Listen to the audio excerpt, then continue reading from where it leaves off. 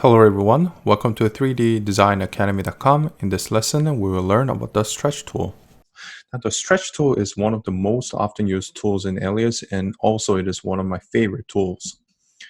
What it does is it allows you to adjust the curves, but it allows you to keep the proportion of the curves. Okay, so in order to access the stretch tool, all you have to go to is go to Curve Edit, and you'll see that there's edit points. So all you have to do is click and hold, and you'll see stretch right here. Okay, so in order to use the stretch tool, let me just establish some curves first.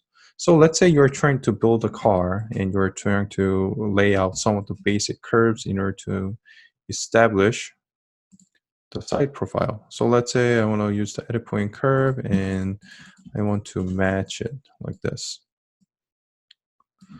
So right now you'll see that the bottom, this location is a little bit lower than what I like to do. So in some of the most common, the most basic method would be to just move the CV. However, if I move the CV, just the CV by itself, the rest of the curves do not follow. So what I can do is I can use the stretch. Oops. Click on stretch to modify the entire curve proportionally, like that. So let's create another curve for this section right here. So what I'm going to do is I'm going to have, because the roof is at the actual location of the roof is probably located somewhere around here, I'm just going to use this.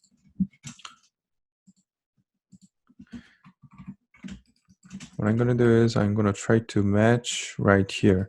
So what I did was copy and pasted this curve and matched it somewhere around here where I think the roof line is located.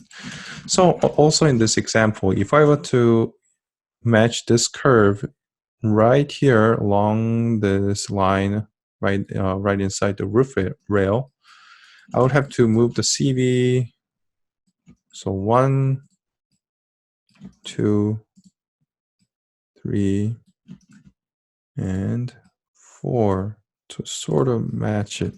Now that's a lot of clicks that you have to do if you use the stretch tool. It's going to be a lot easier. Okay, so I Control Z and I did undo on all the actions that I did.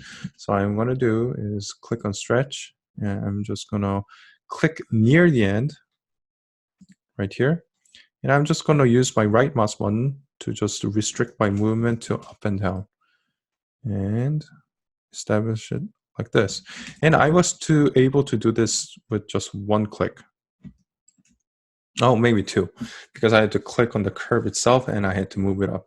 But the beautiful thing about the stretch tool is that it tries to keep the proportion of the curve. So you don't have to move this one, adjust this one, and do all of those steps. You can do everything, almost everything at once. Now, another example that I can give you regarding the curve is that you can use it also to fix. So let me just delete these curves. So let's say you created a surface like this, and let's say it's actually not truly accurate to the canvas, so you want to adjust it a little bit.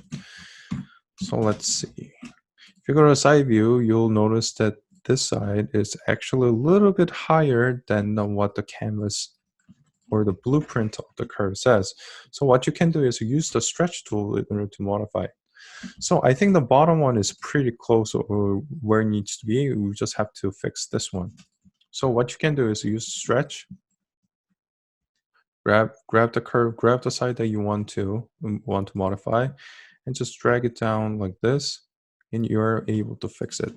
So right now, because we just lowered this, so this curve is actually not touching here, so we have a broken square. And if you go to query the history, Control Shift middle mouse button, you'll see that it's missing this point here.